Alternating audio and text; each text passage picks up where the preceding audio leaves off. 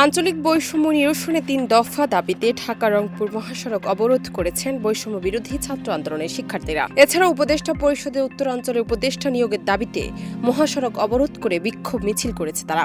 ১ ঘণ্টাব্যাপী রাস্তা ব্লকেট করে অবস্থান নেয় শিক্ষার্থীরা। ১৩ নভেম্বর দুপুরে বিক্ষোভ সমাবেশে বক্তারা তাদের ৩ দফা দাবি তুলে বলেন, সুষম উন্নয়ন ও অন্তর্ভুক্তিমূলক নীতি প্রণয়নে উত্তরবঙ্গের ২ বিভাগ থেকে কমপক্ষে ২ জন করে ৪ জন উপদেষ্টা নিয়োগ করতে হবে। সরকারি বিভিন্ন প্রতিষ্ঠানে আমলা ও কর্মকর্তা নিয়োগে আঞ্চলিক বৈষম্য করা যাবে না।